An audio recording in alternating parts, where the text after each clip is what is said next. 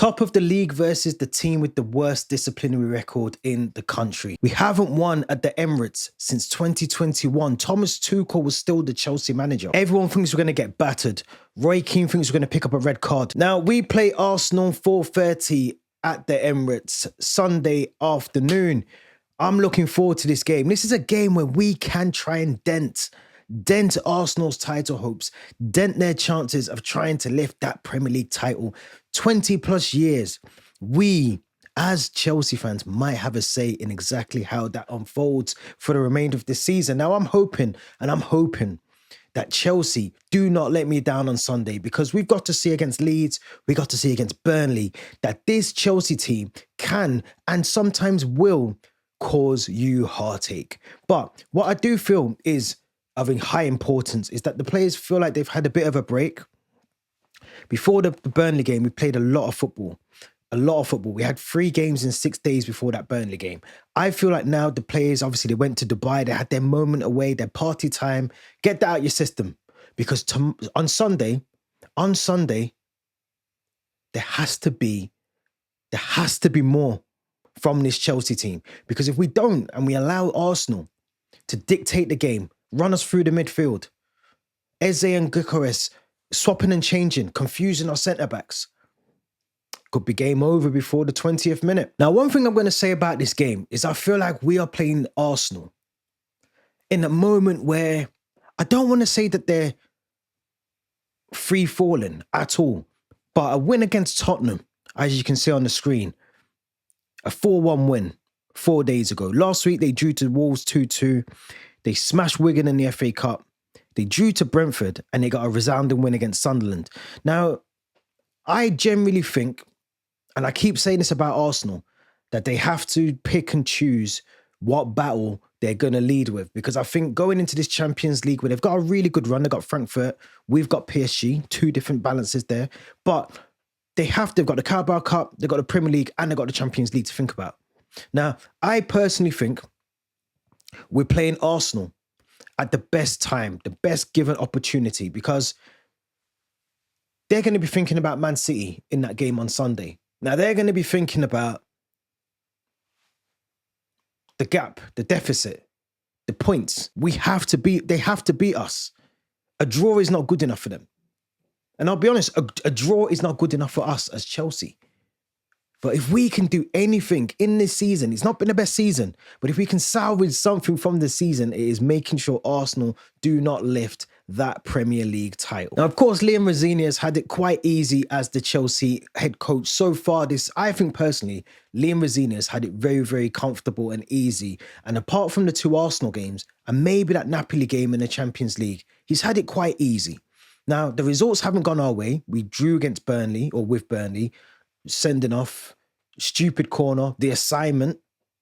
And we also drew with Leeds United 2-2 not too long ago. But if you look at the fixtures that, again, on screen now, the draw with Burnley, the win in the FA Cup, the 4-0, the Pedro Neto masterclass, the draw with Leeds, the win against Wolves, and that loss to Arsenal. Now, that isn't a good record to go into, 2 wins out of 5 in your last 5 games. But I do think with Liam Rosenior, he's going to have to get more out of this team, because if he doesn't, and Arsenal turn up, now Arsenal can turn up, and one thing I will say is they can turn up, but we can match them. We can match them. In fact, we've done that already. We matched Arsenal in the Carabao Cup in the first leg. We've matched them. It wasn't a brilliant game, but we took something to Stamford Bridge, and had we played more better football at Stamford Bridge, we could be talking about us being in the final, but we're not. And I do think, if I'm being honest, you know, the injury news that we've been given in the press conference yesterday by Liam Rosenior tells me that there has to be a tactical switch with our team to get 3 points. And I'm going to try and explain all of that in this video shortly. But let's get into the news, the team news from yesterday's press conference. Let's see what Liam Rosenior had to say. Now, I think the big key things to talk about when it comes to the press conference, and the key injury news to talk about, is that we now know, obviously, Marco Correa will miss this game against Arsenal tomorrow. And also, Esteval is out of the game. Yes, Esteval will not be playing against Arsenal. Now this game has come too early for Esteval, according to the press conference that Romeo Lavia is getting stronger and stronger. Reece James is absolutely fine, but Esteval and Mark Cucurella are progressing, but will not be available for Sunday's game against Arsenal. Now, that is a big worry for me because I think Esteval, I don't know where he gets his injuries from because he's not playing that much football for us at the moment. And that's a concern for me as to where he's getting these injuries and what's happening with him. Because you would have liked to have seen him. I mean, if you remember back to that game at the Emirates where it was Timber, I think, against Esteval, and Esteval had him in his back pocket. He had him on toes. He had him on strings. It's a shame that Esteval's not playing. But it just has to highlight the fact that Cole Jermaine Palmer, you have to be the Cole Palmer that we know can be Cole Palmer against Arsenal. I don't care about your moods or whatever you're going through off the pitch. I don't care. This is Arsenal. I need the Cole Palmer to turn up at the Emirates. We haven't got time for sulking, moaning because you're getting subbed off, losing possession of the ball. Cole Palmer, I need you to smash these Arsenal fans to bits, ruin their weekend, ruin their hopes. That's all I'm asking for. I'm not asking for much. I just want a Cole Palmer 10 out of 10 performance. Now, I think Cole Palmer, all jokes aside, is going to have to play very, very well in this game because you're looking at that front three now. And like I said, I think tactically, and we'll get into the tactics board shortly, but tactically, I think there's going to have to be a shift. There's going to have to be a change because if there isn't, and I've said it 3 times now, if there isn't, I worry that we'll get overrun in that midfield.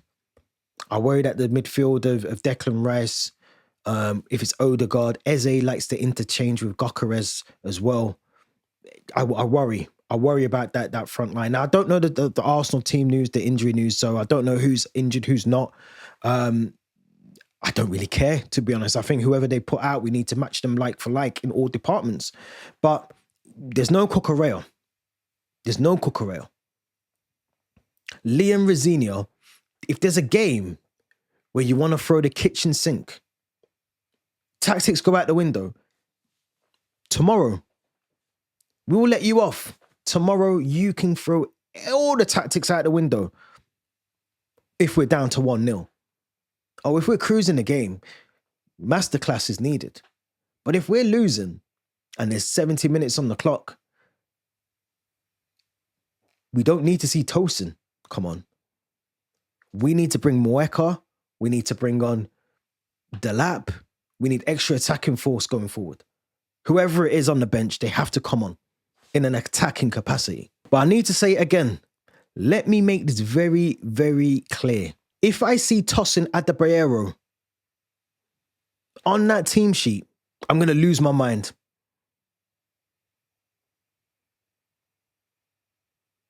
Because he's useless.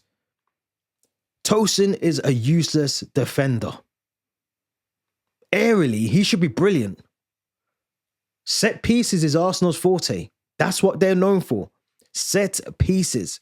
We cannot. I've closed my eyes and I'm already thinking to Burnley. I can't have Tosin in this team. Mamadou Sarr and Trevor Chalobah. That has to be the two.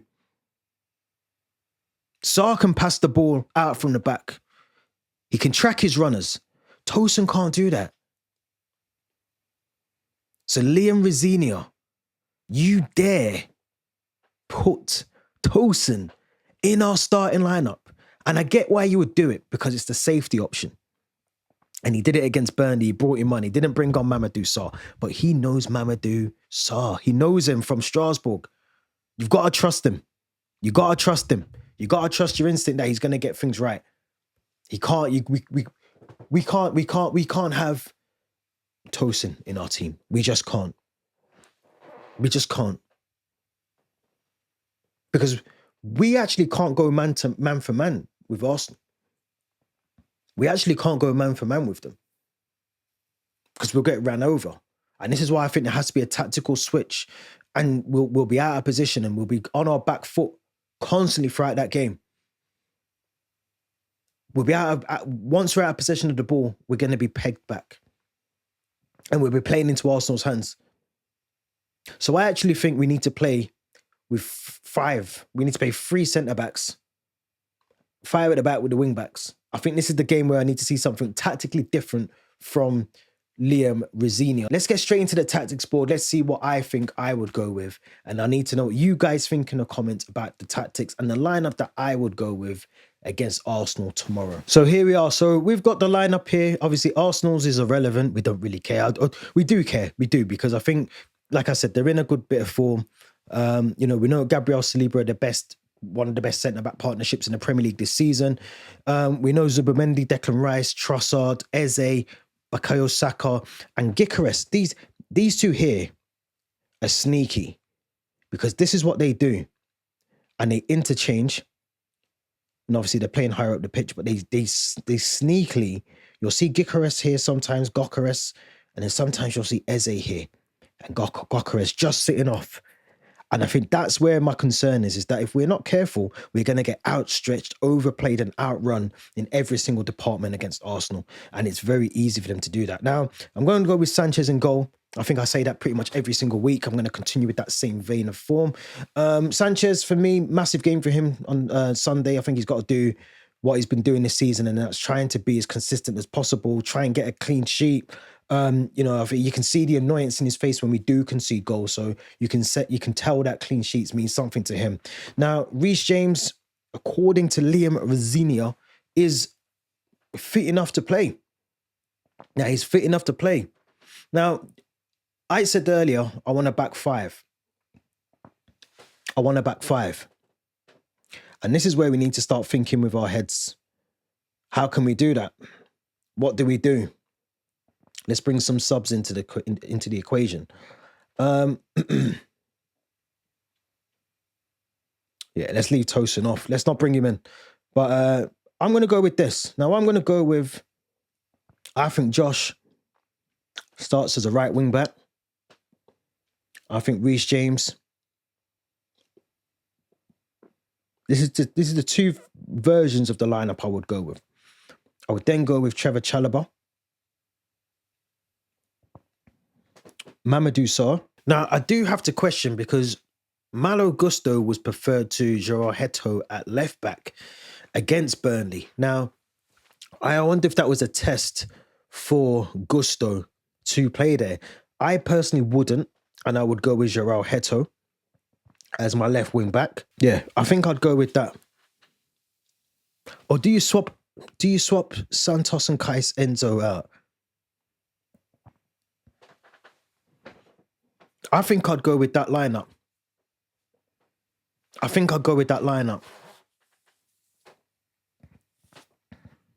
Because I'm looking at the bench. Obviously, Fofana wouldn't be included.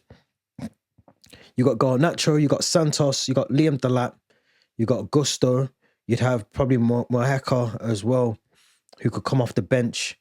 Reggie Walsh, who we know is Lavia, be on the bench. I reckon he'll be on there as well. Mark Gui, I think he's in contention. I think he's frustrated about lack of game time. But I would go with that lineup. Now, the reason I'll go with this is because you can bring these 2 in here. And then you could have Achiampong down here. You could have Gusto doing the same. And I think your 3 here of Palmer, Pedro, Neto, and João Pedro would almost be playing off here. You'd have your 2 sitting in here. And then I think you would split this out to then bring out Sanchez. As we know, Liam Rosenior likes to do. He likes his goalkeeper to be, on the edge of the box, waiting to receive the ball, being part of that build-up play. I personally think with Josh coming down here, who loves to get forward with the ball. You know, you watch Josh Achiampong as a right centre back, a right back, or even in the midfield sometimes. He drives forward with the ball. He done it once, I think. He done it on one of the occasions that I remember against Leeds not too long ago. And he just drove literally from right back position all the way, made a pass, brilliant pass over to Pedro Neto. Didn't materialise from anything, but he's someone for me personally I think we need to see more of in games like this. It's unfortunate we don't have Esteval who can play in that role. But I think Josh there, you can keep Palmer and Pedro Neto really narrow, put them really in that situation where they can in an impact and support João Pedro with Gabriel and Saliba. And very much like Eze and Gokares, I expect to see a little bit more of this as well. Sort of intricacy between the three with Palmer and Neto in the front three. And I think Hato and Josh Achiampong. The reason, it's all coming back to me. The reason why I wouldn't play Malo Gusto is because his delivery into the box has been really poor recently over the last couple of games. And I just don't know if we can afford in a game where you need to get the ball into the box, you need to penetrate it. We need to have bodies, Palmer, Pedro Neto, João Pedro, Enzo Fernandez in Arsenal's box. But the balls have to come in. The ball has to come into that box. It has to penetrate into their box. Because if it doesn't, and we don't retain possession of the ball, we're going to be backpedaling, back foot. Ball comes out, you're going to have the likes of Trossard bombing forward, Saka bombing forward, Gokares and Eze bombing forward, already stationed in here. Zubimendi, they like to counter very quickly. Now, if we're not quick enough to get back into our shape, and the likes of Achiampong and Heto are not doing what they need to do by tracking back and getting back to their runners, you're looking at already a 5v4. So it's not, it could be worse than that. So we just need to be, for me personally, we just need to be very pragmatic in this game.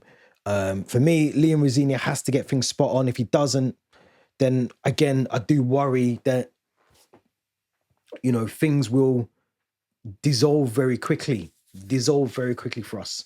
But I'm confident. I'm very confident. I'm very, very confident because I just feel like with Arsenal, we're playing, like I said at the very start of this, we're playing them at the right time. The way that I'm going to end this video, though, is I'm going to say, call me delusional. You can call it copium. But this team loves to turn up when everybody doubts them. Everybody doubts us.